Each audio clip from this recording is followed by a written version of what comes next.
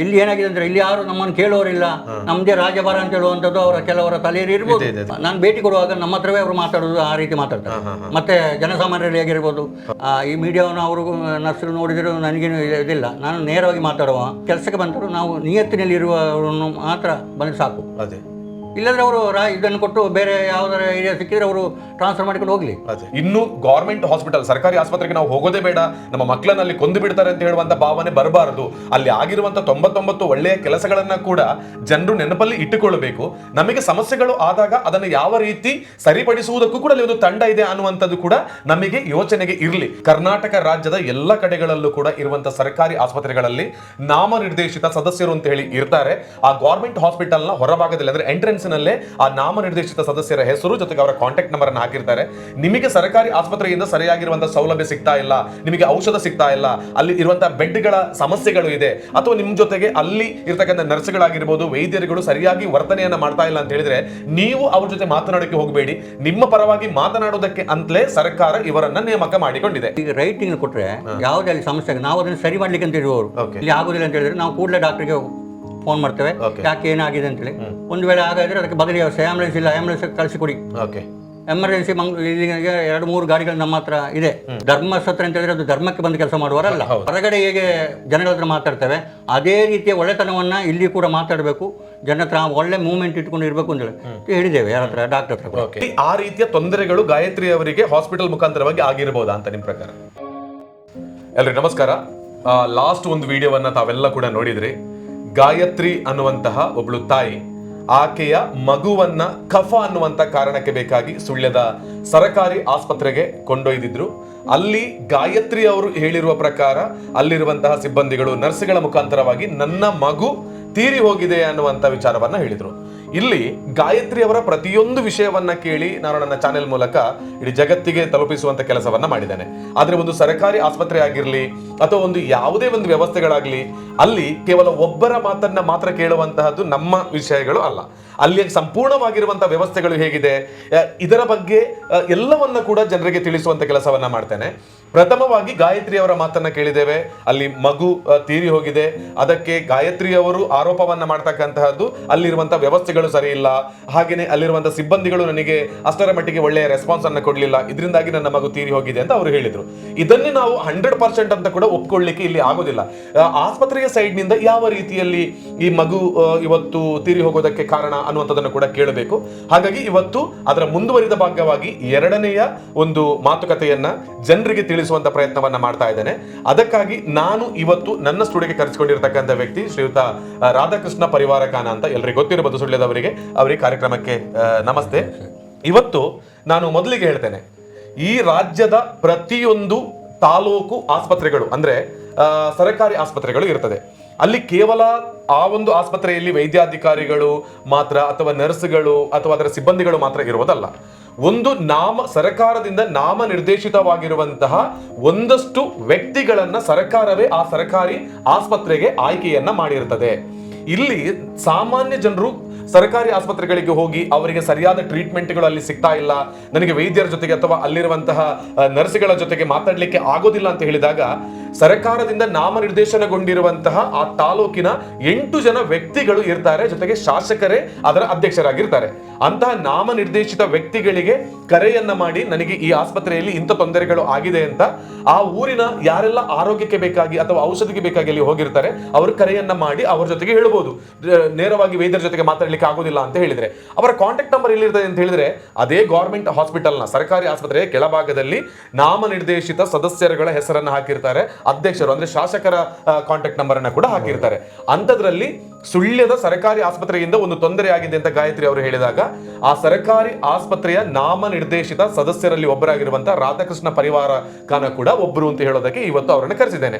ಏನು ಪ್ರೊಸೀಜರ್, ಏನು ಪ್ರಾಬ್ಲಮ್ಸ್ ಗಳಿಗೆ ಇವರ ಒಂದು ನಾಮನಿರ್ದೇಶನದ ಮೂಲಕ ಆಯ್ಕೆ ಆಗಿರುವಂತಹ ತಂಡ ಸಹಕಾರವನ್ನ ಕೊಡುತ್ತೆ. ಅವಿದ್ಯಾವಂತರಾಗಿರ್ಬೋದು ಅಥವಾ ಬಡವರಾಗಿರ್ಬೋದು, ಮಾತನಾಡುವುದಕ್ಕೆ ಕಷ್ಟ ಆಗಿರ್ತಕ್ಕಂಥವರಿಗೆ ಅನ್ನುವಂಥದ್ದನ್ನು ನೋಡೋಣ. ಇವತ್ತು ನೀವು ನಮ್ಮ ಜೊತೆಗೆ ಜಾಯಿನ್ ಆಗಿರೋದಕ್ಕೆ ಧನ್ಯವಾದ ನಿಮಗೆ. ನೀವು ಎಷ್ಟು ವರ್ಷದ ಹಿಂದೆ ಈ ಒಂದು ನಾಮನಿರ್ದೇಶಿತ ಸದಸ್ಯರಾಗಿ ಸುಳ್ಯ ಸರ್ಕಾರಿ ಆಸ್ಪತ್ರೆಗೆ ತೊಡಗಿಸಿಕೊಂಡಿದ್ದೀರಿ ಅಂತ? ನಾನು ಒಂದೂವರೆ ವರ್ಷದಿಂದ ಅಲ್ಲಿ ನನಗೆ ಸರ್ಕಾರದಿಂದ ನಾವು 8 ಜನರು ಕೂಡ ನಾಮಿನೇಟ್ ಮಾಡಿದ್ರು. ಓಕೆ. ಅಲ್ಲಿ ಆವಾಗ ಕರುಣಾಕರ್ ಸರ್ ಅವರು ಆಡಳಿತಾಧಿಕಾರಿಯಾಗಿದ್ದರು. ಸರಿ. ಆನಂತರ ನಾವು ಸಭೆಯನ್ನು ಮಾನ್ಯ ಶಾಸಕರ ನೇತೃತ್ವದ ಸಭೆಯನ್ನು ಕೂಡ ಮಾಡಿದೆವು. ಆನಂತರ ನಿರಂತರವಾಗಿ 2-3 ತಿಂಗಳಿಗೊಮ್ಮೆ ಸಭೆ ಆಗ್ತಾ ಇದೆ. ಓಕೆ. ಈಗ ನೀವು ಗಾಯತ್ರಿ ಅವರು ಆಗಿರುವಂತಹ ಪ್ರಾಬ್ಲಮ್ಸ್ ಅನ್ನು ತಾವುಗಳು ನೋಡಿದ್ದೀರಿ, ಅಂದ್ರೆ ವಿಡಿಯೋದ ಮೂಲಕ ನೋಡಿದ್ದೀರಿ. ಅಲ್ಲಿ ಆ ರೀತಿಯ ತೊಂದರೆಗಳು ಗಾಯತ್ರಿ ಅವರಿಗೆ ಹಾಸ್ಪಿಟಲ್ ಮುಖಾಂತರವಾಗಿ ಆಗಿರಬಹುದಾ ಅಂತ ನಿಮ್ಮ ಪ್ರಕಾರ? ನಾನು ಹೇಳುವಲ್ಲಿ ಆಗಿನ ನಿಮ್ಮ ಏನು ಅದರಲ್ಲಿ ನಿಮ್ಮ ಮೀಡಿಯಾದಲ್ಲಿ ಬಂದ ತಕ್ಷಣ ನಾನು ಡಾಕ್ಟ್ರಿಗೆ ಕಾಂಟ್ಯಾಕ್ಟ್ ಮಾಡಿದೆ. ಕಾಂಟ್ಯಾಕ್ಟ್ ಮಾಡಿ ಡಾಕ್ಟರ್ ಹತ್ರ, ತಾಲೂಕು ಡಾಕ್ಟರ್ ನವೀನ್ ಸರ್ ಹತ್ರ ಮಾತಾಡಿದೆ. ಅವ್ರು ಹೇಳಿದರು, ಮೇಡಮ್ ಅವರು ಕೂಡ ಇದ್ದರು, ರಜನಿ ಮೇಡಮ್ ಅವರು ಇದ್ದರು. ನನಗೆ ಗೊತ್ತಿದ್ದಾಗ ರಜನಿ ಮೇಡಮವ್ರನ್ನ ಯಾರು ಕೂಡ ಎಷ್ಟು ಮಕ್ಕಳು ಇದ್ದರೂ ಕೂಡ ಪೋಷಕರಾಗಲಿ ಮಕ್ಕಳ ನೋಡೋರು ಅವರನ್ನು ಇಷ್ಟವರೆಗೆ ಯಾರು ಹೇಳಿದವರಿಲ್ಲ. ಸರಿ. ಯಾಕಂದರೆ ಭಾಳಷ್ಟು ಒಳ್ಳೆಯ ಡಾಕ್ಟ್ರು ಇದ್ದರೆ ಅದರಲ್ಲಿ ಯಾರು ಮಕ್ಕಳನ್ನ ನೋಡುವಲ್ಲಿ ಇದ್ದರೆ ಅದು ರಜನಿ ಮೇಡಮ್ ಅಂತ ಹೇಳಿದ್ದಾರೆ. ನನಗೆ ನಾನು ಒಂದು ವಿಚಾರನ ಜನರಿಗೆ ತಿಳಿಸ್ತೇನೆ. ನಾನು ವಾರದಲ್ಲಿ 2 ಸಲ 3 ಸಲ ಹೋಗ್ತೇನೆ ಹಾಸ್ಪಿಟ್ಲಿಗೆ. ಯಾವ ಟೈಮ್ ಅಂತಿಲ್ಲ. ಆ ಟೈಮಲ್ಲಿ ಹೋಗಿ ಎಲ್ಲ ಪ್ರತಿಯೊಂದು ವಾರ್ಡ್ಗೆ ಸಮೇತ, ICUಗೆ ಸಮೇತ, ಆಮೇಲೆ ಡಯಾಲಿಸಿಸ್ನಲ್ಲಿವರೆಗೆ ಹೋಗಿ ಜನರ ಹತ್ರ ಕೂಡ ತಿಳ್ಕೊಂಡು ಏನಾದ್ರು ಸಮಸ್ಯೆಗಳಿದ್ರೆ ನೇರವಾಗಿ ನಮ್ಮ ಗಮನಕ್ಕೆ ತನ್ನಿ. ಅಲ್ಲಿ ಹೊರಗಡೆ ಬೋರ್ಡ್ ಇದೆ, ಆ ಬೋರ್ಡಿರುವಂಥ ಹೆಸರಿಗೆ ನೀವು ಕಾಲ್ ಮಾಡಿ ಹೇಳಿ, ಸರಿಯಾಗಿ ಡಾಕ್ಟರ್ ಸ್ಪಂದನೆ ಮಾಡಿದ್ರೆ ಹೇಳಿ ಅಂತೇಳುವ ವಿಚಾರನೂ ಕೂಡ ಎಲ್ಲರಿಗೂ ಕೂಡ ಎಲ್ಲ ಪೇಷಂಟ್ರು ಕೂಡ ಮಾತಾಡಿ ಬರುವಂಥ ವ್ಯವಸ್ಥೆ ನಾವು ಹೋದಾಗ ನಮ್ಮಲ್ಲಿ ಇರುವಂಥ ಇಲ್ಲಿ ಹತ್ತಿರ ಇರುವಂಥ ಮೆಂಬರ್ಗಳೆಲ್ಲರೂ ಕೂಡ ಬರ್ತಾರೆ. ಅದರಲ್ಲಿ ಚಂದ್ರಕೂಟ ಎಲ್ಲರೂ ಬರ್ತಾರೆ, ಆನಂತರ ಪ್ರಗತಿ ಅಚ್ಚು ಅವರು ಬರ್ತಾರೆ, ಇವರು ಇನ್ನೊಬ್ಬರು ಕೂಡ 1-2-3 ಜನ ನಾವೆಲ್ಲರೂ ಕೂಡ ಬಂದು ಅಲ್ಲಿ ಯಾರು ಜನರ ಹತ್ರ ಕೇಳ್ತೇವೆ, ರೋಗಿಗಳ ಹತ್ರ ಏನೋ ಸಮಸ್ಯೆಗಳಿದೆಯಾ ಅಂತ. 90% ಕೂಡ ನಮಗೆ ಹಾಗೆ ಗೊತ್ತಿಲ್ಲದ ಹೇಳಿದ ವಿಚಾರವನ್ನು ನಾವು ಅದನ್ನು ನೋಟ್ ಮಾಡಿಕೊಂಡು ನಮ್ಮ ತಾಲೂಕು ಡಾಕ್ಟ್ರಿಗೆ, ನಾವು ಬೇರೆ ಯಾರನ್ನ ಅಲ್ಲಿ ನರ್ಸ್ಗಳ ಹತ್ರ ಆಗಲಿ ಇವರ ಹತ್ರ ಮಾತಾಡಲಿಕ್ಕೆ ಹೋಗಿಲ್ಲ. ನಮಗೆ ಸುಪ್ರೀಂ ಅದರ ಆಡಳಿತಾಧಿಕಾರಿ, ಹಾಗಾಗಿ ಅವರ ಗಮನಕ್ಕೆ ನಾವು ಅದನ್ನು ತರ್ತೇವೆ. ಆಗಲೇ ಹೇಳ್ತೇವೆ, ಈ ಥರ ಪ್ರಾಬ್ಲಮ್ ಇದೆ, ನಮಗೆ ಸ್ವಲ್ಪ ಪೇಷಂಟ್ಗಳು ಕಂಪ್ಲೇಂಟ್ ಮಾಡಿದರೆ ಸರ್ ಒಮ್ಮೆ ಅದನ್ನು ನೋಡಿ ತಿಳುವಂಥ ವಿಚಾರಗಳನ್ನ ಹೇಳ್ತೇವೆ. ಈಗ ಇವರು ಹೇಳಿದಂಥ ವಿಚಾರಗಳು ನೀವು ನಾನು ಅದರ ಮೀಡಿಯಲ್ಲಿ ನೋಡಿದೆ. ಆ ನಂತರ ನಾನು ಡಾಕ್ಟ್ರಿಗೆ ಕೂಡ ಹೇಳಿದೆ. ಡಾಕ್ಟ್ರು ಹೇಳಿದರು, ಅವರು ಅದು ಈ ಎದೆ ಹಾಲು ಕೊಡುವಂಥ ಸಮಯದಲ್ಲಿ ಏನಾದರೂ ಆ ಥರ ಆಗಿದ್ದರೆ ಅದು ಒಮ್ಮೆ ದಮ್ ಕಡಿದಾಗ ಆಗ್ತದೆ, ಹಾಗಾಗಿ ಅದು ಆಗಿದೆ ಅಂತ ಕಾಣ್ತದೆ ನಮಗೆ, ಅವರು ಡಾಕ್ಟ್ರು ಹೇಗೆ ಹೇಳಿದರು. ಆನಂತರ ನಮ್ಮಿಂದ ಆಗುವಂಥ ಅವರು ಹೋಗುವಾಗ ಇಲ್ಲಿ ನಮಗೆ ಅದನ್ನು ಅವರಿಗೆ ಮೆನ್ಷನ್ ಹೇಳಿಲ್ಲ ಅಂತ ಕಾಣ್ತದೆ. ಮಂಗಳೂರಿಗೆ ಹೋಗುವಾಗ ಕೂಡ ಡಾಕ್ಟ್ರು ಒಟ್ಟಿಗೆ ಹೋಗಿದ್ದಾರೆ, ಹೇಳಿದ್ದಾರೆ ಆ್ಯಂಬುಲೆನ್ಸಲ್ಲಿ ಹೋಗಿದ್ದೇವೆ ಅಂತ. ಮತ್ತು ಆ್ಯಂಬುಲೆನ್ಸಲ್ಲಿ ಹೋಗುವಾಗ ಲೇಟ್ ಆಗಿದೆ ಆ್ಯಂಬುಲೆನ್ಸ್ ಅಂತ ಹೇಳಿದರು. ಆ್ಯಂಬುಲೆನ್ಸ್ ಅಲ್ಲೇ ಇದೆ ಪಕ್ಕದಲ್ಲಿ, ಅಷ್ಟೆಲ್ಲ ಲೇಟ್ ಆಗುವಂಥ ವ್ಯವಸ್ಥೆಗಳು ಇಲ್ಲ ಅಲ್ಲಿ. ಮತ್ತೆ ಏನಿದ್ರು 10 ನಿಮಿಷ ಬೇಕಾಗ್ತದೆ, ಯಾರೇ ಏನು ಹೇಳಿದ್ರು ಕೂಡ. ಅಲ್ಲಿ ಶೆಡ್ಡಿಂದ ಗಾಡಿ ತಗೊಂಡು ಬಂದು ಇಲ್ಲಿ ಅದಕ್ಕೆ ಬೇಕಂತ ಬರೀಬೇಕು. ಸಡನ್ ಇಲ್ಲಿಂದ ಎತ್ಕೊಂಡು ಹೋಗಿ ಆ್ಯಂಬುಲೆನ್ಸ್ಗೆ ತಗೊಂಡೋಗಿ ಹಾಕಿ ನೀವು ಮಂಗಳೂರಿಗೆ ಹೋಗಿ ಅಂತ ಹೇಳುವಂಥ ವ್ಯವಸ್ಥೆಗಳಲ್ಲಿ ಆಗೋದಿಲ್ಲ. ಆದರೆ ನಾಳೆ ಅದು ತೊಂದರೆ ಏನಾಗ್ತದೆ ಅಂದರೆ ಒಂದು ಅವರಿಗೆ ಕೂಡ ತೊಂದರೆ ಆಗ್ತದೆ, ಡಾಕ್ಟ್ರುಗಳಿಗೂ ತೊಂದರೆ ಆಗ್ತದೆ. ನೀವು ಹಾಗೆ ಎತ್ಕೊಂಡು ಬರುವಾಗಿಲ್ಲ, ಮತ್ತೆ ರನ್ನಿಂಗಲ್ಲಿ ಹೋಗುವ ಬರೆಯುವಾಗಿಲ್ಲ. ಏನು ಟ್ರೀಟ್ಮೆಂಟ್ ಮಾಡಿದಿರಿ ಆ ಟ್ರೀಟ್ಮೆಂಟನ್ನು ಅವರು ಬರಿಬೇಕಾಗ್ತದೆ. ಬರೆದ ನಂತರವೇ ಇವರನ್ನು ಆ್ಯಂಬುಲೆನ್ಸ್ಗೆ ಅದಕ್ಕೆ ಫಸ್ಟ್ ಏಡ್ ಮಾಡಿ ಇಲ್ಲಿಂದ ಕಳಿಸುವಂಥದ್ದು. ಅದು ಮಾಡಿದ್ದಾರೆ ಅಂತ ಅವರು ಹೇಳಿದ್ದಾರೆ. ನನಗೆ ಮತ್ತೆ ಅಲ್ಲಿ ಇರುವಂಥ ಸಿಬ್ಬಂದಿಗಳು ನಾನು ಇದರ ಬಗ್ಗೆ ಕೂಡ ಡಾಕ್ಟರ್ ಹತ್ರ ಹೇಳಿದ್ದೇನೆ, ಸಿಬ್ಬಂದಿಗಳ ಬಗ್ಗೆ ಕೂಡ. ನಾವು ಈಗ ತಿಳ್ಕೊಂಡಾಗ ನಾವೆಲ್ಲ ಸದಸ್ಯರು ಕೂಡ ಭೇಟಿ ಕೊಡುವಾಗ ಕೂಡ ಅವರಿಗೆ ಕೆಲವರ ಮುಖಲ ತಪ್ಪಾಗ್ತದೆ ನರ್ಸ್ಗಳದ್ದು. ಇಲ್ಲ ಅಂತ ಹೇಳಿದ್ರೆ ಅಲ್ಲಿ ಇರುವಲ್ಲಿ ಒಂದು 20 ಜನ ಇದ್ದರೆ ಕೂಡ 20 ಜನರಲ್ಲಿ ಒಂದು 10 ಜನ ಒಳ್ಳೆಯವರು ಇದ್ದಾರೆ. ಇಲ್ಲ ಅಂತ ಹೇಳಿದ್ರೆ ಒಳ್ಳೆಯ ಮನಸ್ಥಿತಿಯಲ್ಲಿ ಇರುವಂಥವ್ರು ಇದ್ದಾರೆ. ನಾನು ಅದನ್ನು ಪದೇ ಹೇಳ್ತೇನೆ, ಅವ್ರ ಹತ್ರ ಡಾಕ್ಟರ್ ಹತ್ರ ಕೂಡ ಹೇಳಿದ್ದೇನೆ, ನೀವು ಸ್ವಲ್ಪ ಅವ್ರ ಹತ್ರ ಹೇಳಿ ಬದಲಾವಣೆ ಮಾಡುವಂಥ ವ್ಯವಸ್ಥೆಗಳಾಗಬೇಕು. ಇಲ್ಲಿ ಸರ್ಕಾರಿ ಆಸ್ಪತ್ರೆ ಅಂದರೆ ಇದು ಧರ್ಮಕ್ಕೆ ಇವರು ಬಂದು ಕೆಲಸ ಮಾಡುವವರಲ್ಲ. ಹೌದು, ಅಲ್ಲಿರುವ ನರ್ಸ್ಗಳಾಗಲಿ ಬಾಕಿದ ಸಿಬ್ಬಂದಿಗಳಾಗಲಿ ಡಾಕ್ಟರ್ಗಳು ಯಾರು ಕೂಡ ಧರ್ಮಾಸ್ಪತ್ರೆ ಅಂತ ಹೇಳಿದ್ರೆ ಅದು ಧರ್ಮಕ್ಕೆ ಬಂದು ಕೆಲಸ ಮಾಡುವವರಲ್ಲ. ಸರ್ಕಾರ ಅವರಿಗೆ ಇರುವಂಥ ಏನು ಇದಿದೆ ಸಂಬಳ ಇದೆ ಅದನ್ನು ಗೌರವಧನ ಯಾವ ಕೂಡ ಸರಿಯಾಗಿ ಸಿಗ್ತದೆ ಅವರಿಗೆ. ಅದರಿಂದಾಗಿ ಬಂದಾಗ ನಾವು ಹೊರಗಡೆ ಹೇಗೆ ಜನಗಳ ಹತ್ರ ಮಾತಾಡ್ತೇವೆ ಅದೇ ರೀತಿಯ ಒಳ್ಳೆತನವನ್ನು ಇಲ್ಲಿ ಕೂಡ ಮಾತಾಡಬೇಕು. ಜನ ಹತ್ರ ಒಳ್ಳೆ ಮೂವ್ಮೆಂಟ್ ಇಟ್ಕೊಂಡು ಇರಬೇಕು ಅಂತ ಹೇಳಿದ್ದೇವೆ ಯಾರ ಹತ್ರ, ಡಾಕ್ಟರ್ ಹತ್ರ. ಅವರು ಅದನ್ನು ಮೆಸೇಜ್ ಕೂಡ ಹಾಕಿದ್ದಾರೆ. ಈಗ ಬಂದ ನವೀನ್ ಸರ್ ಕೂಡ ಎಲ್ಲ ಡಾಕ್ಟರ್ಗಳಿಗೆ ಮತ್ತು ನರ್ಸ್ನವರಿಗೆಲ್ಲ ಕೂಡ ಹಾಕಿದೆ ಅಂತ ಹೇಳಿದ್ರೆ, ಆದರೆ ಅದನ್ನು ಪೂರ್ಣವಾಗಿ ನಾನು ಸರಿಯಾಗಿದೆ ಅಂತ ಹೇಳುವುದಿಲ್ಲ, ತಪ್ಪುಗಳು ಇರ್ಬೋದು. ಈಗ ನಾಮನಿರ್ದೇಶಿತ ಸದಸ್ಯರುಗಳು ಅಥವಾ ಅಧ್ಯಕ್ಷರು ನಮ್ಮ ಶಾಸಕರು. ಸೊ ಇನ್ನು ಮುಂದೆ ಯಾವುದೇ ಒಬ್ಬ ಅನಾರೋಗ್ಯದಲ್ಲಿರುವಂತಹ ವ್ಯಕ್ತಿಗಳು ಬಂದು ಅಲ್ಲಿ ಅವರಿಗೆ ಸರಿಯಾಗಿರುವಂತಹ ವ್ಯವಸ್ಥೆಗಳು ಸಿಗ್ತಾ ಇಲ್ಲ ಅಂತ ಹೇಳಿದ್ರೆ ನೇರವಾಗಿ ಅವರೇ ಅಲ್ಲಿ ಮಾತನಾಡೋ ಬದಲಾಗಿ ನಿಮಗೆ ಕರೆಯನ್ನು ಮಾಡಿ ಹೇಳ್ಬೋದು. ನಮಗೆ ಕರೆಯನ್ನು ಹೇಳಿದ ತಕ್ಷಣ ಇಂಥ ನಾವು ಈಗ ತಗೊಂಡು ಬಂದಿದ್ದೇವೆ, ಇಲ್ಲಿ ಆಗೋದಿಲ್ಲ ಅಂತ ಹೇಳಿದ್ರೆ ನಾವು ಕೂಡಲೇ ಡಾಕ್ಟರ್ಗೆ ಫೋನ್ ಮಾಡ್ತೇವೆ, ಯಾಕೆ ಏನಾಗಿದೆ ಅಂತೇಳಿ. ಒಂದು ವೇಳೆ ಹಾಗಾದರೆ ಅದಕ್ಕೆ ಬದಲಿ ವ್ಯವಸ್ಥೆ, ಆ್ಯಂಬುಲೆನ್ಸ್ ಇಲ್ಲ ಆ್ಯಂಬುಲೆನ್ಸ್ ಕಳಿಸಿಕೊಡಿ. ಎಮರ್ಜೆನ್ಸಿ 2-3 ಗಾಡಿಗಳು ನಮ್ಮ ಹತ್ರ ಇದೆ, ಅದಕ್ಕೆ ಏನು ಅದು ಕೂಡ ಹೇಳಿದ್ದೇವೆ. ರೇಷನ್ ಗಾಡಿ ಇಲ್ಲ, ಅದು ತರಲಿಲ್ಲ ಇದು ತರಲಿಲ್ಲ ಅಂತ ಹೇಳ್ಕೊಂಡು ಯಾವುದೇ ಒಬ್ಬ ರೋಗಿಯನ್ನು ಕೂಡ ಇಲ್ಲಿ ಕೂತುಳಿಸುವಾಗಿಲ್ಲ. ಅದು ತಗೊಂಡು ಬಂದ ಮೇಲೆ ನೀವು ಮಂಗಳೂರಿಗೆ ಹೋಗಿ ಅಂತ ಹೇಳುವಂಥದ್ದಿಲ್ಲ. ಅದನ್ನು ಮಾನೇ ದಿವಸ ತಗೊಂಡು ಬಂದು ಕೊಟ್ಟರೆ ಸಾಕು. ಅದರಲ್ಲಿ ಕೂಡ ಯಾರು ಹೆದರ್ಬೇಕಾದಂಥ ವಿಚಾರಗಳು ಯಾವುದು ಕೂಡ ಇಲ್ಲ. ಅದನ್ನು ಹೇಳಿದರೆ ನೇರವಾಗಿ ನಮಗೆ ನಮ್ಮ ಹತ್ರ ಇಲ್ಲರೂ ಕೂಡ ಅಲ್ಲಿ ಡಾಕ್ಟರ್ ಹತ್ರ ಕೂಡ ಹೇಳ್ಬೋದು, ಅಥವಾ ಡ್ರೈವರ್ ಹತ್ರ ಕೂಡ ಇದು ಏನು ರೇಷನ್ ಕಾರ್ಡ್ ಇಲ್ಲ ತಗೊಂಡು ಹೋಗ್ಲಿಕ್ಕೆ ಆಗುದಿಲ್ಲ ಅಂತ ಹೇಳುವಂಥ ಪಂಚಾಯತಿಗೆ ಇಲ್ಲ ನೇರವಾಗಿ ಹೇಳುದು. ಅದು ಏನಿದ್ರು ಕೂಡ ನಮ್ದಲ್ಲಿ ಹೊರಗಡೆ ಹೊರಗೆ ಹತ್ತುವಲ್ಲಿ ನಮ್ಮ ಬೋರ್ಡ್ ದೊಡ್ಡದಾಗಿ ಬೋರ್ಡ್ ಹಾಕಿದ್ದೇವೆ. ನಮ್ಮ ಕಾಂಟ್ಯಾಕ್ಟ್ ನಂಬರ್ ಇದೆ. ನಾವು 24 ಗಂಟೆ ಕೂಡ ನಾವು ಫೋನ್ ಸರ್ವಿಸ್ ಕೊಡ್ತೀವಿ. ಅಥವಾ ಅಲ್ಲಿ ಇಲ್ಲ ನೀವು ಬೇಗ ಬನ್ನಿ ಅಂತೇಳಿ ನಾನು ಇಲ್ಲಿ ಪೇಟೆಯಲ್ಲಿ ಆಟೋ ರಿಕ್ಷಾ ಓಡಿಸ್ತಾ ಇದ್ದೇನೆ. ಇಮಿಡಿಯೇಟ್ ಆಗಿ ನಾನು ಅಲ್ಲಿ ಹೋಗುವಂತ ಕೆಲಸ ಕೂಡ ನಾವು ಮಾಡ್ತೇವೆ. ಓಕೆ, ಮುಂದಿನ ಯಾವುದೇ ದಿನಗಳಲ್ಲಿ ಅಲ್ಲಿ ಹಾಕಿರುವಂತ ಕಾಂಟ್ಯಾಕ್ಟ್ ನಂಬರ್ಗೆ ಸೀದಾವಾಗಿ ಬನ್ನಿ. ಕಾಂಟ್ಯಾಕ್ಟ್ ನಂಬರ್ಗೆ ಡಯಲ್ ಅನ್ನ ಮಾಡಿ, ಎಲ್ಲರ ಜೊತೆ ಮೊಬೈಲ್ ಫೋನ್ ಇದ್ದೇ ಇರ್ತದೆ. ಡಯಲ್ ಅನ್ನ ಮಾಡಿ ನಿಮ್ಮ ಸಮಸ್ಯೆಗಳನ್ನ ಇವರ ಜೊತೆಗೆ ಹೇಳಿ, ಇವರು ತಕ್ಷಣವಾಗಿ ಬಂದು ಅಲ್ಲಿ ಸ್ಪಂದಿಸುವಂತ ಕೆಲಸವನ್ನ ಮಾಡ್ತಾರೆ ಅಂತ ಹೇಳೋದಕ್ಕೆ ಬೇಕಾಗಿನೇ ಈ ಎಪಿಸೋಡ್ ಅನ್ನ ಮಾಡಿರುವಂತದ್ದು.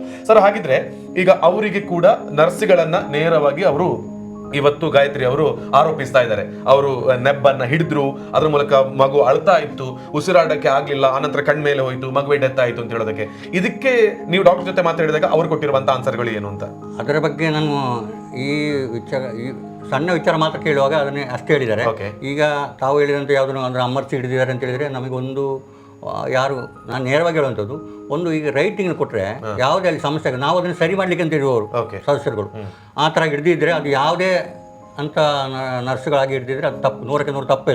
ಹಾಗೆ ಹಿಡಿಯೋ ಹಾಗೆಲ್ಲ ಅವರು ಕೂಡ ಮನುಷ್ಯರೇ, ಅವರಲ್ಲಿ ಕೂಡ ಮಕ್ಕಳು ಇರ್ತಾರೆ ಅಥವಾ ಅವರು ಆ ರೀತಿ ನಾನು ಅದನ್ನೇ ಹೇಳೋದು ಬದಲಾವಣೆ ಮಾಡಬೇಕು ಅಂತೇಳಿ ಹಾಗೆ ಹಿಡಿದು ಮತ್ತು ನೇರವಾಗಿ ನಮ್ಮ ಸದಸ್ಯನಾಗಿ ಹೇಳ್ತೇನೆ ಅವರ ಮಗು ಕಳ್ಕೊಳ್ಳೋದಕ್ಕೆ ಅವರಿಗೆ ವಿಷಾದವನ್ನು ನಾನು ವ್ಯಕ್ತಪಡಿಸ್ತಾ ಆ ರೀತಿ ಆಗದಾಗೆ ಮುಂದಿನ ಯಾವುದೇ ಸಭೆಯಲ್ಲಿ ಕೂಡ ನಾನು ಪ್ರಸ್ತಾಪ ಮಾಡಿ ಆದಷ್ಟು ಬೇಗ ಅದು ಯಾರು ಆ ರೀತಿ ಆವತ್ತಿನ ಡ್ಯೂಟಿಯಲ್ಲಿ ಯಾರು ಇದ್ದರು ಹೇಳೋದ್ರ ಬಗ್ಗೆ ಡಾಕ್ಟರ್ ಹತ್ರ ಮಾತಾಡಿಸಿ ಅವರ ಬಗ್ಗೆ ಅವರ ಸ್ಟೇಟ್ಮೆಂಟನ್ನು ತಗೊಂಡು ಇನ್ನು ಮುಂದೆ ಆ ರೀತಿ ಆಗದ ರೀತಿಯಲ್ಲಿ ನೋಡಲಿಕ್ಕೆ ವ್ಯವಸ್ಥೆಯನ್ನು ಖಂಡಿತವಾಗಿ ನಾನು ಮಾಡ್ತೇನೆ ಹೇಳ್ತೀನಿ. ಈ ಮೂಲಕ ವಿನಂತಿಯನ್ನು ಮಾಡ್ತೇನೆ. ಖಂಡಿತ ಅಲ್ಲಿ ವ್ಯವಸ್ಥೆಗಳು ಇವಾಗ ಹೇಗಿದೆ? ವೆಂಟಿಲೇಟರ್ ಸರಿ ಇಲ್ಲ, ಆಂಬ್ಯುಲೆನ್ಸ್ ಬರೋದಿಲ್ಲ, ಇಂಥದ್ದೆಲ್ಲ ಅವರು ಹೇಳಿದ್ರು. ಇದೆಲ್ಲ ಹೌದಾ ಏನು ಅಂತ? ವೆಂಟಿಲೇಟರ್ ಸರಿ ಇಲ್ಲ ಅಂತ ಹೇಳೋಕೆ, ಯಾಕಂದರೆ ವೆಂಟಿಲೇಟರ್ ಈಗ ಅವರನ್ನು ಎಲ್ಲಿ ಕರ್ಕೊಂಡೋಗಿ ಇದು ಕೊಡ್ತಾರೆ ಅಲ್ಲಿ ವೆಂಟಿಲೇಟರ್ ಇದೆ. ಅದರ ಬಗ್ಗೆ ವೆಂಟಿಲೇಟರ್ ಒಂದು 10-15 ವೆಂಟಿಲೇಟರ್ ಕೂಡ ಅಲ್ಲಿ ಸ್ಟಾಕ್ ಇದೆ. ಅದನ್ನು ಚೇಂಜ್ ಮಾಡುವಂಥದ್ದಿಲ್ಲ, ಎಲ್ಲ ರೆಡಿ ಮಾಡಿ ಇಟ್ಟಿರ್ತಾರೆ. ಅದಕ್ಕೆ ಸಂಬಂಧಪಟ್ಟ ಒಬ್ಬರು ವರ್ಕರ್ ಇದ್ದಾರೆ. ಹಾಗೆ ಅದರ ಬಗ್ಗೆ ಏನು ಕಂಪ್ಲೇಂಟ್ ಇಲ್ಲ. ನಾನು ಅದನ್ನು ಹೇಳಿದಲ್ಲ, ಸಡನ್ ಈಗಲೇ 2 ನಿಮಿಷದಲ್ಲಿ ಆಗಬೇಕು ಅಂತ ಹೇಳಿದ್ರೆ ಅದನ್ನು ಸಿಕ್ಕಿಸಲಿಕ್ಕೆ ಸ್ವಲ್ಪ ಆಗಿರುವಂಥ ವ್ಯವಸ್ಥೆಗಳೆಲ್ಲ ಇರ್ತದೆ. ಮತ್ತೆ ಆಂಬ್ಯುಲೆನ್ಸ್ ಕೂಡ ಇರ್ತದೆ ಅಲ್ಲಿ. ಕೆಲವು ಜನ ವಾಹನಗಳನ್ನ ಅಲ್ಲಿ ಇಟ್ಟಿರ್ತಾರೆ. ಆಂಬ್ಯುಲೆನ್ಸ್ ಹೊರಗೆ ಒಂದು 5 ನಿಮಿಷ ಲೇಟ್ ಆಗ್ತದೆ. ಆ ರೀತಿಯೆಲ್ಲ ಆಗಿರ್ಬೋದು, ಇಲ್ಲ ಅಂತ ಹೇಳೋದಿಲ್ಲ. ನಾವು ಎಲ್ಲವನ್ನು ಕೂಡ, ಆದರೆ ಸರ್ಕಾರಿ ಆಸ್ಪತ್ರೆಯಲ್ಲಿ ಒಳ್ಳೆಯ ವ್ಯವಸ್ಥೆಗಳು ಇದೆ, ಅದರ ಬಗ್ಗೆ 2 ಮಾತಿಲ್ಲ. ಒಂದು ಎಷ್ಟು ರಕ್ತ ಟೆಸ್ಟ್ಗಳು, ಒಂದು ಹಾವು ಕಚ್ಚಿದಾಗ ಒಳಗಡೆ ಏನಾದರೂ ಇದಕ್ಕೆ ಎಫೆಕ್ಟ್ ಆಗಿದ್ದರೆ ಒಳಗೆ ಅದರ ಇದು ಹೋಗಿದ್ದರೆ ಅಂಥ ಟೆಸ್ಟ್ ಮಾಡುವಂಥದ್ದು ನಾವು ಹೊರಗೆ ಕಳಿಸ್ತೇವೆ. ಬಿಟ್ಟರೆ ಅದನ್ನು ಕೂಡ ಮೊನ್ನೆ ಸಭೆಯಲ್ಲಿ ನಾವು ಹೇಳಿದ್ದೇವೆ. ಒಂದು ಬರೀ ಬಡವರು ಈಗೆಲ್ಲರೂ ಕೂಡ ತೋಟದಲ್ಲಿ ಕೆಲಸ ಮಾಡೋರು ಏನಾದರೂ ಹೆಚ್ಚು ಕಡಿಮೆ ಆಗಿ ಹೊರಗಡೆ ಹೋದಾಗ ನಾನು ಒಂದು 2-3 ಕೇಸ್ಗಳನ್ನ ನೋಡಿದೆ. ನನ್ನ ಹತ್ರ ಗಮನಕ್ಕೆ ತಂದರು ಅಡ್ಮಿಟ್ ಆದವರು.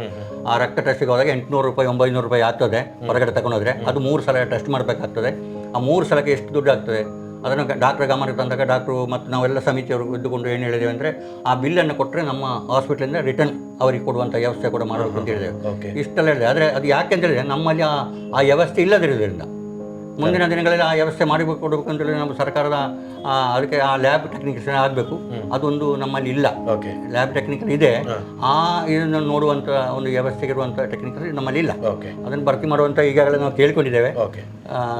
ಸರ್ಕಾರದಿಂದ ಸ್ಪಂದನೆ ಸಿಗಬಹುದು ಅಂತ ಹೇಳೋ ಒಂದು ವಿಶ್ವಾಸ ಇದೆ ಅಲ್ವಾ? ಈಗ ನೀವು ಮಾತಾಡುವಾಗ ಸಭೆ ಅಂತ ಹೇಳಿದ್ರಿ, ಅಧ್ಯಕ್ಷರು ನಾಮನಿರ್ದೇಶಿತ ಸದಸ್ಯರನ್ನ ಒಳಗೊಂಡು ನಿಮ್ಮ ಸಭೆಗಳೆಲ್ಲ ಎಷ್ಟು ತಿಂಗಳಿಗೆ ಒಮ್ಮೆಲ್ಲ ಆಗ್ತದೆ ಅಂತ?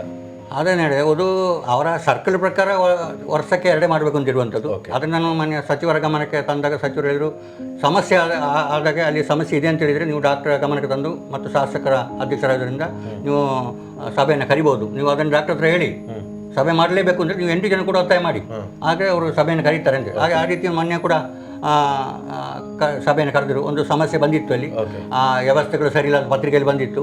ಆ ನಂತರ ಡಾಕ್ಟ್ರು ಅದನ್ನು ನೋಡಿ DH ಅವರಿಗೆ ಅದು ಕಂಪ್ಲೇಂಟೆಲ್ಲ ಹೋಗಿ DH ಅವರು ಕೂಡ ಸ್ಪಂದನೆ ಫೋನ್ ಮುಖಾಂತರ ನಮ್ಮ ಡಾಕ್ಟ್ರಿಗೆ ಮಾತಾಡಿ ಸರಿ ಮಾಡಬೇಕು, ಇಮಿಡಿಯೇಟ್ ಮೀಟಿಂಗ್ ಕರೀರಿ ಅಂತ ಹೇಳಿದರು. ಹಾಗೆ ಮೀಟಿಂಗ್ ಕರೆದಿದ್ದಾರೆ ಕಳೆದ ದಿನಗಳಲ್ಲಿ. ಇದೇ ಮೊನ್ನೆ 13 ತಾರೀಕಿಗೆ ಮೀಟಿಂಗ್ ಕರೆದಿದ್ದಾರೆ.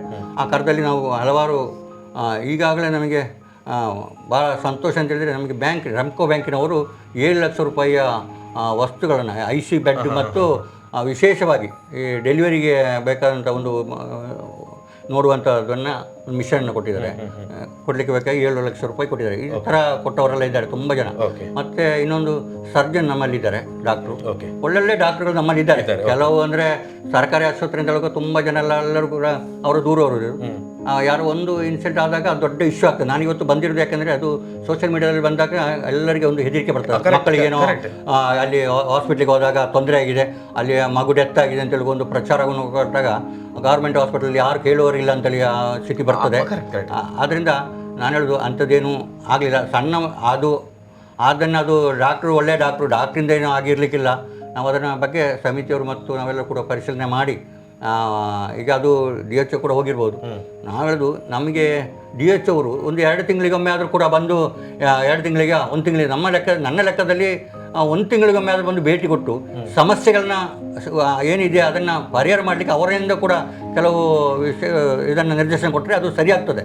ಇಲ್ಲಿ ಏನಾಗ್ತದೆ ಅಂದರೆ ನಾವು ಬರೀ ಇಲ್ಲಿ ಮೀಟಿಂಗ್ ನಿರ್ಣಯ ಮಾಡಿ ಕಳಿಸಿದರೆ ಅದಲ್ಲಿ ಬೆಂಚಡಿಗೆ ಹೋಗುವಂಥ ಸ್ಥಿತಿ ಆಗಿದೆ ಈಗ. ಇದು ಇವತ್ತು ನಿನ್ನೆ ಕಥೆ ಅಲ್ಲ, ಇದು ಗೌರ್ಮೆಂಟ್ ಹಾಸ್ಪಿಟಲ್ ಮಾತ್ರ ಅಲ್ಲ, ಎಲ್ಲ ಕೂಡ ಮೇಲಧಿಕಾರಿಗಳು ಅವರು ಎಸಿಯಲ್ಲಿ ಕೂತ್ಕೊಂಡಿರ್ತಾರೆ. ಇಲ್ಲಿ ಜನಗಳು ಪತ್ರಿಕೆಯಲ್ಲೆಲ್ಲ ಬಂದಾಗ ಇವರಿಗೆ ಎಚ್ಚರಿಕೆ ಆಗುವಂಥದ್ದು. ಆವಾಗ ಕೆಳಗಿನ ಡಾಕ್ಟರ್ಗಳಿಗೆ ಆಗಲಿ ಅದಕ್ಕೆ ಸಂಬಂಧಪಟ್ಟವರನ್ನ ಇವರು ಫೋನ್ ಮಾಡಿ ಎದುರಿಸಿ ನಿಮ್ಮಲ್ಲಿ ಪೇಪರಲ್ಲಿ ಬರುವ ಹಾಗೆ ಮಾಡಬೇಡಿ, ಹಾಗೆ ಮಾಡಬೇಡಿ, ಹೀಗೆ ಮಾಡಬೇಡಿ, ಇವರಲ್ಲಿ ಕಳಿಸಿದ್ದನ್ನು ಇವರು ಇಟ್ಕೊಂಡು ಕಾಯ್ತಾರೆ. ಈ ರೀತಿ ಆಗ ನಾವು ಕೂಡ ಅದನ್ನು ಸಚಿವರ ಗಮನಕ್ಕೆ ಕೂಡ ತಂದದನ್ನೇ ಈ ರೀತಿ ಕಳಿಸಿದೆಲ್ಲ ಅಲ್ಲಿ ಪೆಂಡಿಂಗ್ ಇಟ್ಕೊಂಡಿದ್ದಾರೆ ಅಂತ ಹೇಳೋದನ್ನು ಹೇಳಿದೆ. ಈಗ ಡಯಾಲಿಸಿಸ್ ಎಲ್ಲ ಪುತ್ತೂರಿಂದ ಕೂಡ ಬರುವವರಿದ್ದಾರೆ ನಮ್ಮಲ್ಲಿ. ಈ ಕಾಣೂರು ಆ ಸೈಡಿಂದೆಲ್ಲ ನಮ್ಮಲ್ಲಿ ಬರ್ತದೆ. ಒಳ್ಳೆಯ ವ್ಯವಸ್ಥೆ ಇದೆ. ತಾವು ಅದನ್ನು ನಮ್ಮ ಭೇಟಿ ಕೊಟ್ಟಾಗ ಅದರ ಬಗ್ಗೆ ನೋಡ್ಬೋದು. ಆ ವ್ಯವಸ್ಥೆಗೆ ನಮ್ಮಲ್ಲಿ ಕಡಿಮೆ ಇಲ್ಲ. ಕರೆಂಟ್ ಹೋದರೂ ಕೂಡ ಇಮಿಡಿಯೇಟ್ ಬ್ಯಾಟ್ರಿ ನಮ್ಮ ಜನರೇಟ್ ಸ್ಟಾರ್ಟ್ ಆಗಿ ಜನಗಳಿಗೆ ತೊಂದರೆ ಆಗುವಂಥ ರೀತಿಯಲ್ಲಿ ಎಲ್ಲಿ ಕೂಡ ಇಲ್ಲ. ಹಾಗೆ ಎಲ್ಲವೂ ಕೂಡ ಅಂದರೆ ಈಗ ಖಾಸಗಿ ಹಾಸ್ಪಿಟಲ್ ಕೂಡ ಕೆಲವು ಕಂಪ್ಲೇಂಟ್ಗಳು ಬರ್ತದೆ, ಅದನ್ನು ಯಾರಾದರೂ ಪ್ರಚಾರ ಮಾಡುವುದಿಲ್ಲ. ಈ ಸರ್ಕಾರಿ ಅಂತ ಹೇಳುವಾಗ ಅದರಲ್ಲಿ ಹೆಚ್ಚು ಅದಕ್ಕೆ ಪ್ರಚಾರ ಕೊಡುವವರು ಜಾಸ್ತಿ. ಅದು ಹಾಗೆ ಆಗಬಾರ್ದು. ಏನಾದ್ರು ಸಮಸ್ಯೆಗೆ ಬಂದಾಗ ಆ ಸಮಸ್ಯೆಗೆ ಸ್ಪಂದನೆ ಮಾಡಲಿಕ್ಕೆ ನಾವೆಲ್ಲ ಇರುವವರು ನಮ್ಮ ಗಮನಕ್ಕೆ ತಂದಾಗ ಈ ಥರ ಆಗಿದೆ ಅಂತ ಒಂದು ರೈಟಿಂಗಲ್ಲಿ ಕೊಟ್ಟರೆ ನಮಗೆ ಭಾಳ ಖುಷಿ.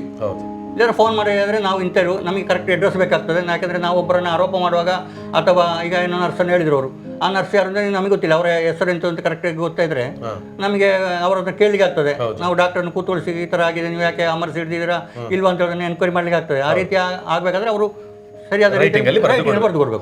ಆವಾಗ ನಮಗೆ ಅದರ ಮೇಲೆ ಹೌದಲ್ಲ ಅಂತ ನೋಡ್ತಾರೆ. ನಾನು ಯಾಕೆ ಮಾತನ್ನು ಹೇಳ್ತಾ ಇದ್ದೇನೆ, ನಾನು 3 ಸಲ ಪಂಚಾಯತ್ ಮೆಂಬರ್ ಆಗಿ KDP ಸದಸ್ಯನಾಗಿ ಆನಂತರ 8 ವರ್ಷಗಳ ಕಾಲ KDP ಮೆಂಬರ್ ಆಗಿದ್ದರಿಂದ ಎಲ್ಲ ಇಲಾಖೆಗಳಲ್ಲಿ ಯಾರು ಹೇಗೆ ಅಂತ ಹೇಳಿದ್ರೆ ನನಗೆ 99% ನನಗೆ ಗೊತ್ತಿದೆ. ಯಾರು ಯಾವ ಅಧಿಕಾರಿಗಳು ಹೇಗೆ ಕೆಲಸ ಮಾಡ್ತಾರೆ. ಆಗ ನಾನು ತಿಳ್ಕೊಂಡು ಮಟ್ಟಿಗೆ ಸರ್ಕಾರಿ ಆಸ್ಪತ್ರೆಯಲ್ಲಿ ಒಳ್ಳೆಯ ವ್ಯವಸ್ಥೆಗಳಿದೆ, ಡಾಕ್ಟ್ರುಗಳು ಒಳ್ಳೆಯವರಿದ್ದಾರೆ, ಒಳ್ಳೆಯ ಡೆಲಿವರಿ ಡಾಕ್ಟ್ರು ಬಂದಿದ್ದಾರೆ. ಶಾಲಿನ್ ಮೇಡಮ್ ಅವರು, ನಾನು ಡೆಲಿವರಿ ಹೋದವ್ರನ್ನೆಲ್ಲ ಕೇಳ್ತೇನೆ ಹೇಗೆ ಡಾಕ್ಟ್ರು ಅಂತ. ಇಂಥ ಡಾಕ್ಟ್ರು ಸುಳ್ಳಿಕ್ಕೆ ಬರಲಿಲ್ಲ ಅಂತ ಹೇಳ್ತಾರೆ. ನಾವು ಅದನ್ನು ಉಪಯೋಗ ಮಾಡಬೇಕಾದ್ರೆ ನಾವು ಯಾರಿಗೆ ಬೇಕಾದ್ರೆ ಹೋಗಿ ಮಾತಾಡ್ಬೋದು. ಹತ್ರ ಈ ಹಾರಿ ಬಿದ್ದು ಮಾತಾಡುವಂಥ ಡಾಕ್ಟ್ರುಗಳೆಲ್ಲ ಒಳ್ಳೆಯ ನ್ಯಾಯ ವಿನಯತೆಯಲ್ಲಿ ಇರುವಂಥ, ನಾನು ಅದನ್ನು ಹೇಳೋದು ಸ್ವಲ್ಪ ಬದಲಾವಣೆ ಮಾಡಬೇಕು. ಸರ್ಕಾರಿ ಹುದ್ದೆ ಸಿಕ್ಕುವುದೇ ಭಾಳ ಕಷ್ಟ. ಆ ಕಷ್ಟದ ಸಮಯದಲ್ಲಿ ಸಿಕ್ಕಿದ್ದನ್ನು ಅದನ್ನು ಉಳಿಸುವಂಥ ಕೆಲಸ ಮಾಡಬೇಕು. ಕಂಪ್ಲೇಂಟ್ ಹೋದಾಗ ಏನಾಗ್ತದೆ, ಅವನಿಗೆ ರಿಮಾರ್ಕ್ ಬರ್ತದೆ, ಆ ರಿಮಾರ್ಕ್ ಇಲ್ಲದೆ ನೋಡುವಂಥ ವ್ಯವಸ್ಥೆಗಳಾಗಬೇಕು. ಈಗ ಸರ್ಜನ್ ಇದ್ದಾರೆ, ಒಳ್ಳೆಯ ಸರ್ಜನ್ರು ನಮ್ಮ ಮಡಿಕೇರಿಯಿಂದ ನಮ್ಮಲ್ಲಿ ಬಂದಿದ್ದಾರೆ, ನವೀನ್ ಸರ್ ಅಂತೇಳಿ ಒಳ್ಳೆಯವರು. ಎಷ್ಟು ಈಗ ಆದ ಮನೆಗೆ ಮೊನ್ನೆ ನಮ್ಮ ಈ ಸಭೆ ಆಗುವಾಗ ಒಂದು 200 ಡೆಲಿವರಿ ಕೇಸ್ ಮತ್ತು ಆಪರೇಷನ್ ಎಲ್ಲ ಆಯಿತು ಇವರಿಂದ. ಅದಕ್ಕೆ ಒಳ್ಳೆಯ ಇದನ್ನು ಯಾರು ಪ್ರಚಾರ ಹೇಳೋದಿಲ್ಲ. ಗೌರ್ಮೆಂಟ್ ಹಾಸ್ಪಿಟಲ್ ಕೂತ್ಕೊಳ್ಳಿಕ್ಕಾಗಲ್ಲ, 10 ನಿಮಿಷ ನಮಗೆ ಡಾಕ್ಟರ್ನ ಕಾಯ್ಲಿಕ್ಕಾಗಲ್ಲ. ನಾವು ಹೊರಗಡೆ ಹೋದರೆ ದಿನಗಂಟೆ ಕಾಯ್ತೇವೆ. ಸರ್ಕಾರಿ ಆಸ್ಪತ್ರೆಗೆ ಹೋದ ತಕ್ಷಣ ಹೋಗಿ ನಮ್ಮನ್ನು ನೋಡಲಿಲ್ಲ ಅಂತ ಹೇಳೋದನ್ನು ಕಂಪ್ಲೇಂಟ್ ಮಾಡಬಾರ್ದು. ಸರತಿಯ ಸಾಲಲ್ಲಿ ನಿಂತಿರ್ತಾರೆ. ನಾವೆಲ್ಲವನ್ನು ಕೂಡ ತಿಳ್ಕೊಳ್ಬೇಕು. ಏನು ನಿಮ್ಮ ಪ್ರಕಾರ ನಿನ್ನೆ ಅವರು ಮೀಡಿಯಾದಲ್ಲಿ ಬಂದು ಮಾತಾಡಿರುವಂಥದ್ದು ಸರಿಯಾ ತಪ್ಪಾ ಅಂತ ನಾನು ಹೇಳೋದು, ಅವರು ಮೀಡಿಯಾದಲ್ಲಿ ಬಂದು ಮಾತಾಡಬಾರ್ದು ಅಂತ ನಾನು ಯಾವತ್ತೂ ಕೂಡ ಹೇಳೋದಿಲ್ಲ. ಯಾಕಂದ್ರೆ ತಪ್ಪನ್ನು ಈಗ ನಿಮ್ಮ ಮುಖಾಂತರ ನಮಗೆ ಗೊತ್ತಾಗ್ತದೆ. ಇಲ್ಲಾಂದರೆ ಅವರಾಗಿ ಅದನ್ನು ಹೇಳಬೇಕಿತ್ತು. ಇಲ್ಲಾಂದರೆ ಅಲ್ಲಿ ದೂರು ಪೆಟ್ಟಿಗೆ ಅಂತೇಳಿದೆ, ನಮ್ಮಲ್ಲಿ ಹಾಸ್ಪಿಟ್ಲ್ ದೂರು ಪೆಟ್ಟಿಗೆ ಅಂತೇಳಿದೆ. ಆ ದೂರು ಪೆಟ್ಟಿಗೆಯಲ್ಲಿ ಕಂಪ್ಲೇಂಟ್ ಬರೆದು ಹಾಕಿದರೆ ಆಗ್ತದೆ. ಅವರ ನೋವನ್ನು ಅವರು ಹೇಳಿದ್ದಾರೆ, ಇಲ್ಲ ಅಂತ ಹೇಳೋದಿಲ್ಲ ನಾವು.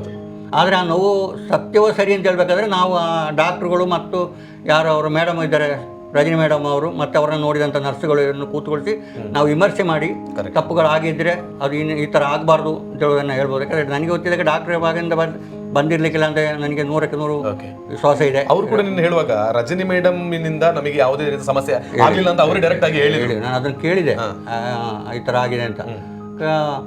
ಅವರಿಂದ ಆಗಿದ್ದರೆ ಅದು 100% ತಪ್ಪೆ. ಆ ನರ್ಸು ಹಾಗೆ ಮಾಡಿದರೆ ಅವರ ಮೇಲೆ ಕ್ರಮ ಕೈಗೊಳ್ಳಿಕ್ಕೆ ನಾನು ಅದರ ಬಗ್ಗೆ ಕರೆಕ್ಟ್ ಅವರು ರೈಟಿಂಗ್ ಅಲ್ಲಿ ಕೊಟ್ಟು ಯಾರು ಅಂತ ಹೇಳುವಂತದ್ದು ಇವಾಗ ಗಾಯತ್ರಿ ಅವರು ಕೊಟ್ಟರೆ ಅದರ ಮುಂದಿನ ಹೆಜ್ಜೆಯನ್ನು ತಾವು ಇರಿಸ್ತೀರಿ. ಖಂಡಿತವಾಗಿ ಮಾಡ್ತಾರೆ. ಇದನ್ನು ಕಳೆದ ಮೀಟಿಂಗ್ ಕೂಡ ನಾನು ಹೇಳಿದ್ದೇನೆ. ಓಕೆ, ಹಾಗೆ ನಿಮ್ಮ ಗಮನಕ್ಕೂ ಇದು ಬಂದಿದೆ, ಆ ರೀತಿಯ ಒಂದು ವರ್ತನೆ ಉಂಟು ಅಂತ ವರ್ತನೆ ಇದೆ ಅಂತೇಳಿ ನನಗೆ 99% ನನಗೆ ಗೊತ್ತಿದೆ. ನಾನೇ ಕಳೆದ ಮೀಟಿಂಗ್ ಅಲ್ಲಿ ಹೇಳಿದ್ದೇನೆ, ಅದಕ್ಕೆ ಹಿಂದಿನ ಸಭೆಯಲ್ಲಿ ಕೂಡ ನಾನು ಗಮನ ತಂದೆ. ನಾನು ಹೇಳುದು ಹಾಗಾದ್ರೆ ಅವರ ಲಿಸ್ಟ್ ಕೊಡಿ, ಅವ್ರನ್ನ ಟ್ರಾನ್ಸ್ಫರ್ ಮಾಡಿ ಕೆಲಸ ಕಳಿಸುವ, ಹೋಗಡಿ ಬೇರೆ ಕಡೆ ಹೋಗಿ ಕೆಲಸ ಮಾಡಲಿ. ಅವ್ರಿಗೆ ಏನಾಗಬೇಕು, ನಾನೀಗ ನಮ್ಮ 8 ಜನ ಸದಸ್ಯರ ಹತ್ರ ಕೂಡ ಹೇಳಿದ್ದೇನೆ, ನಾವು ಆ ಲಿಸ್ಟ್ ತೆಗಿಬೇಕು, ಯಾರೆಲ್ಲ ಅದರಲ್ಲಿರುವಂಥ ಯಾರು ನರ್ಸಿನವರಿದ್ದಾರೆ ಉದ್ಯೋಗ ಪಡ್ಕೊಂಡು ಅವ್ರು ತುಂಬ ವರ್ಷದಿಂದ ಅಲ್ಲಿ ಇದ್ದರೆ ಅವ್ರನ್ನ ಸ್ವಲ್ಪ ಬದಲಾವಣೆ ಮಾಡುವಂಥ ಕೆಲಸವನ್ನು ನಾವು ಮಾಡುತ್ತೇವೆ.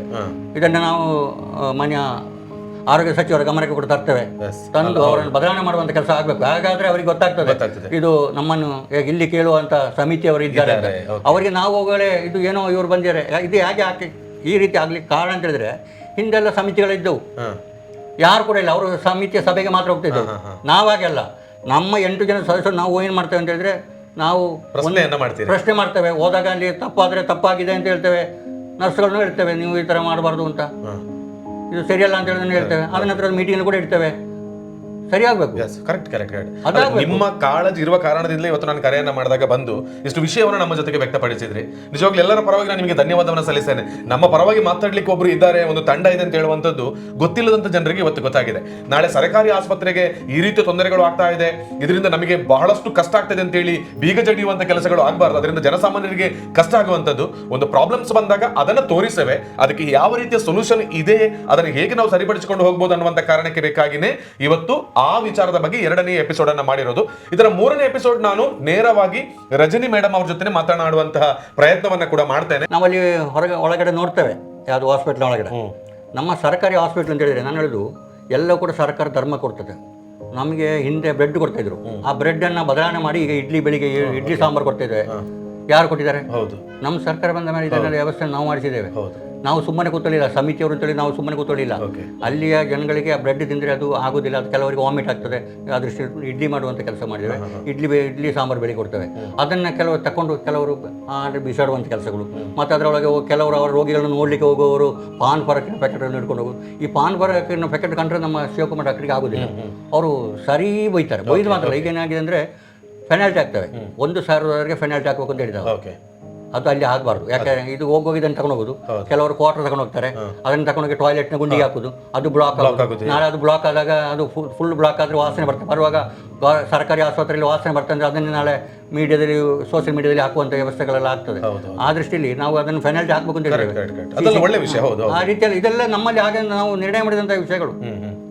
ಶವಗಾರದ ಬಗ್ಗೆ ಒಂದು ಕಮೆಂಟ್ ಬಂದಿತ್ತು, ಅದು ಹೇಗಿದೆ ವ್ಯವಸ್ಥೆಗಳು ಅಂತ? ಅದು ಶವಗಾರವನ್ನು ನಾನು ಹೇಳಿದಿಲ್ಲ, ಮೊದಲಿಂದಲೇ ಈ ಸರ್ಕಾರಿ ಆಸ್ಪತ್ರೆಯನ್ನು ಎಲ್ಲ ತುಂಡು ಮಾಡಿ ಅದಕ್ಕೊಂದು ಪ್ಲ್ಯಾನಿಂಗ್ ಅಂತ ಹೇಳುವಂಥದ್ದು ಮಾಡಲಿಲ್ಲ ಈ ಸರ್ಕಾರಿ ಆಸ್ಪತ್ರೆ. ಅದನ್ನು ಕೆಳಗಡೆ ಸರಿಯಾಗಿ ಮಣ್ಣು ಗ್ರೌಂಡ್ ಲೆವೆಲ್ಲಿ ಮಾಡಿ ಅಷ್ಟು ಕೋಟಿಗಟ್ಟಲೆ ಹಿಂದೆ ಶಾಸಕರಾಗಿ ಅಂಗಾರವರು ತಗೊಂಡು ಬಂದು ಹಾಕಿದಂಥ ಕೋಟಿಗಟ್ಟಲೆ ತಗೊಂಡು ಬಂದು ಹಾಕಿದ್ದಾರೆ ಅಂತ ಇಲ್ಲ ಅಂತ ಹೇಳೋದಿಲ್ಲ. ಆದರೆ ಅದು ಏನಾಗಿದೆ ಅಂದರೆ ಅದಕ್ಕೊಂದು ವ್ಯವಸ್ಥೆ ಇಲ್ಲದ ಸ್ಥಿತಿ ಆಗಿದೆ. ನೇರವಾಗಿ ನನಗೆ ಇದಾಗ್ತದೆ, ಏನಾದರೂ ಆದರೆ ಅದಕ್ಕೆ ಹೊರಗಡೆ ಬರಲಿಕ್ಕೆ ಜಾಗ ಇಲ್ಲ. ಆ ರೀತಿ ಇದೆ. ಕೆಳಗಿಂದಲೇ ಸ್ಟೆಪ್ ಮೇಲೆಲ್ಲ ಹೋಗಿ ಅಲ್ಲಿ ಹೋಗಿ ಅದ್ರ ರಿಟರ್ನ್ ಏನಾದರೂ ಆದರೆ ಮೇಲೆ ಏನಾದರೂ ಆದರೆ ಹೊರಗಡೆ ಓಡು ಅಂತ ಹೇಳಿದ್ರೆ ಏನಿಲ್ಲ, ಜಾಗವೇ ಇಲ್ಲ ಸ್ಥಿತಿಯಾಗಿದೆ. ಹಾಗಾಗಿ ಇಂಜಿನಿಯರ್ಸ್ ಇದ್ದಾರೆ, ಅದಕ್ಕೆ ಸಂಬಂಧಪಟ್ಟ ನಮ್ಮ ಇಂಜಿನಿಯರ್ ಅಲ್ಲ, ಈ ಆರೋಗ್ಯ ಇಲಾಖೆ ಯಾರೊಬ್ರು ಮಂಗಳೂರಲ್ಲಿ ಇದ್ದಾರೆ ಇಂಜಿನಿಯರು. ಅವರು ಯಾವಾಗ ಬರ್ತಾರೆ ಯಾವಾಗ ಹೋಗ್ತಾರೆ ಅಂತ ನಮ್ಗೆ ಗೊತ್ತಿಲ್ಲ.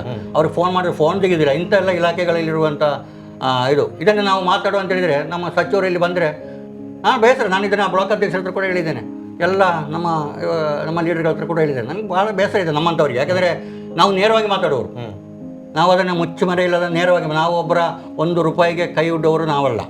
ಹಾಗಾಗಿ ನಾನು ನೇರವಾಗಿ ಹೇಳಿದ್ದೇನೆ, ಅಲ್ಲಿ ವ್ಯವಸ್ಥೆಗಳು ಸರಿ ಇಲ್ಲ, ಈ ಥರ ಇದು. ನಮ್ಮ ಸಚಿವರ ಹತ್ರ ನೇರವಾಗಿ ನಮಗೆ ಮಾತಾಡಲಿಕ್ಕೆ ಬಿಡಿ ಅಂತ ಹೇಳಿದ್ರೆ, ಈ ನಮ್ಮಲ್ಲಿರುವಂಥ ಕೆಲವರು ಇದ್ದಾರೆ ಫೋಟೋಗ್ರಾಫರ್, ಇದು ಸೆಲ್ಫಿ ತೆಗೆಯೋರು, ಅದಕ್ಕೆ ನಮಗೆ ಅವ್ರ ಹತ್ರ ಮಾತಾಡಲಿಕ್ಕೆ ಆಗೋದಿಲ್ಲ ಅಂತ ಸ್ಥಿತಿಯಾಗಿದೆ.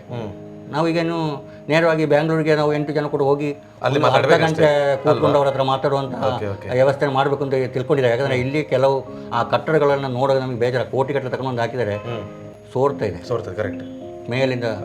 ಆ ಹಿಂದೆ ಯಾವಾಗಂದರೆ ಕೊರೋನಾ ಟೈಮಲ್ಲಿ ಸ್ಯಾಂಕ್ಷನ್ ಆಗಿ ಬಂದಂಥ ಕಟ್ಟಡಗಳು ಎಲ್ಲ ಕೂಡ ಆಮ್ಲಜನಕದ ಇದಿದೆ, ಎಲ್ಲ ಕಟ್ಟಡಗಳು ಕಟ್ಟಿದೆ. ಅದರಲ್ಲಿ ಆಮ್ಲಜನಕದ ಬೋರ್ಡ್ ಹಾಕಿದ್ದಾರೆ, ಯಾವುದಕ್ಕೆ ಯಾವುದು ಉಪಯುಕ್ತ ಗೊತ್ತಿಲ್ಲ, ಎಲ್ಲದಕ್ಕೆ ಕಟ್ಟಡ ಕಟ್ಟಿ ಎಲ್ಲ ಬೀಗ ಹಾಕಿಟ್ಟಿದ್ದಾರೆ. ಎಲ್ಲ ಇದೆ. ಶವಗಾರ ಹತ್ರ ಏನಾಗಿದೆ, ಅದು ಮೇಲೆ ಗುಡ್ಡೆ ಮೇಲೆ ಇಟ್ಟಿದ್ದಾರೆ. ಅಲ್ಲಿ ಹಳೆಯ ಶವಗಾರ ಇದೆ, ಅದರ ಹತ್ತಿರವಾಗಿ ಹೋಗ್ಬೇಕಾಗ್ತದೆ. ಅದನ್ನು ಸ್ವಲ್ಪ ಡಮಿನೇಷನ್ ಮಾಡಲಿಕ್ಕೆ ನಾವು ಕಳೆದ ತಿಂಗಳಲ್ಲಿ ಮೀಟಿಂಗಲ್ಲಿ ಬರೆದಿದ್ದೇವೆ ಇಲಾಖೆಗೆ. ಅದಕ್ಕೆ ನಮಗೆ ತಾಲೂಕಿಂದ ಪರ್ಮಿಷನ್ ಸಿಗಬೇಕು. ಹಾಗೆ ಅದು ಬರದಾಗಿದೆ, ಅದು ಡೆಮಿನೇಷ್ ಆದ ಕೂಡ ಇಲ್ಲಿ ನೇರವಾಗಿ ಹೋಗುವಂಥ ವಾಹನ ಹೋಗುವಂಥ ವ್ಯವಸ್ಥೆ ಕೂಡ ಆಗ್ತದೆ. ಅದೊಂದು ನಮಗೆ ಆಗ್ತದೆ. ಅದಕ್ಕೆ ಕರೆಂಟಿನ ವಿದ್ಯುತ್ ಲೈನ್ ಕೂಡ ಅಲ್ಲಿವರೆಗೆ ಹೋಗಿ ಲೈಟಿನ ವ್ಯವಸ್ಥೆ ಕೂಡ, ಯಾಕಂದರೆ ಅಲ್ಲಿ ನಡ್ಕೊಂಡು ಹೋಗಲಿಕ್ಕೆ. ಅದರಲ್ಲಿ ಆ ಶವಗಾರದಲ್ಲಿ ಮನೆಯವರು ಯಾರು ಬಂದರೆ ಒಂದು ಬಾಡಿ 2-3 ಬಾಡಿ ಇಡಲಿಕ್ಕೆ ಇರುವಂಥ ICU ಎಲ್ಲ ಇದೆ ಅದರಲ್ಲಿ. ಆನಂತರ ಅದನ್ನು ಅಲ್ಲಿ ಮಲ್ಕೊಳ್ಳಿಕ್ಕೆ ಇರುವಂಥ ಮನೆಯ ಥರ ಇದೆ ಅದು. ಅಲ್ಲಿ ಹೋಗಿ ಮಲ್ಕೊಳ್ಳಿಕ್ಕೆಲ್ಲ ಆಗಲಿಕ್ಕೆ ಆಸಕ್ತಿ. ಅದನ್ನು ಸ್ವಲ್ಪ ಕೆಳಗಡೆ ಮಾಡ್ತಿದ್ರೆ ಉಳ್ಕೊಳ್ಳಿಕ್ಕೆ ಆಗ್ತಿತ್ತು. ಕರೆಕ್ಟ್. ಈ ಯಾವ್ದು ಮುಂದಾಲೋಚನೆ ಇಲ್ಲದೆ ಅವರಿಗೆ ಇಂಜಿನಿಯರ್ಗೆ ಎಲ್ಲಿ ಖುಷಿ ಆಗ್ತದೆ ಅಲ್ಲಿ ತಗೊಂಡೆ ಕಟ್ಟಡ ಕಟ್ಟುವುದು. ಇಲ್ಲಿ ಸ್ಥಿತಿಗತಿಗಳು ಹಾಗೆ. ಮತ್ತೆ ಇಲ್ಲಿ ಯಾರು ಕೂಡ ನೋಡುವುದಿಲ್ಲ. ಒಂದು ಏನಾಗಿದೆ ಅಂದರೆ ಕಟ್ಟಡ ತಗೊಂಡು ಒಬ್ಬ ಟೆಂಡರ್ ತಗೊಂಡವನಾಗಲಿ ಆ ನಿರ್ಮಿತಿ ಕೇಂದ್ರದವರಿಗೆ ಇನ್ನೊಬ್ಬರಿಗೆಲ್ಲ ಕೊಡೋದು. ಅವರು ಯಾವಾಗ ಬಂದು ಮಾಡ್ತಾರೆ ಏನು ಮಾಡ್ತಾರೆ ಅಂತ ಗೊತ್ತಿಲ್ಲ, ಎಸ್ಟಿಮೇಟನ್ನೇ ಕೇಳುವವರಿಲ್ಲ. ಇಂಥ ಸ್ಥಿತಿಗಳು ಅಲ್ವಾ? ಕೋಟಿಗಳು ನಮಗೆ ನೋಡುವಾಗ ಪತ್ರಿಕೆಯಲ್ಲಿ ನೋಡುವಾಗ 2 ಕೋಟಿ ರೂಪಾಯಿ ಬಂದಿದೆ ಅಂತೇಳಿ ಪತ್ರಿಕೆ ಕಾಣ್ತದೆ. ಆ 2 ಕೋಟಿ ರೂಪಾಯಿಯ ಕೆಲಸ ಏನಾಗಿದೆ ಅಂತ ಹೇಳಿದ್ರೆ ನೋಡಲಿಕ್ಕೆ 4 ಫಿಲ್ಲರ್ ಹಾಕಿರ್ತಾರೆ. Correct correct. ಇದು ಸ್ಥಿತಿ ನಮ್ಮದು. ಇದನ್ನು ಕೇಳುವವರಿಲ್ಲ. ನಾನು ಕೇಳೋದು ಅದನ್ನು ಕೇಳಬೇಕು. ಆ ಎಸ್ಟಿಮೇಟನ್ನು ನೇರವಾಗಿ ತೋರಿಸ್ಬೇಕು ಜನಗಳಿಗೆ. ನಮ್ಮ ಇಷ್ಟಿದೆ, ಇಷ್ಟಕ್ಕಾಗಿದೆ ಅದನ್ನು ತೋರಿಸು. ಅದಿಲ್ಲ. ಕರೆಕ್ಟ್. ಬಹಳ ಒಳ್ಳೆಯ ವಿಷಯ. ಮಾತ್ರ ಗೊತ್ತಿಲ್ಲದಂತನ್ನ ತಿಳಿಸುವಂತ ಪ್ರಯತ್ನವನ್ನು ನಾವು ಮಾಡ್ತಾ ಇದ್ದೇವೆ. ಅದು ಸಾಕಷ್ಟು ಮಂದಿಗೆ ಇವತ್ತು ತಿಳಿದಿದೆ.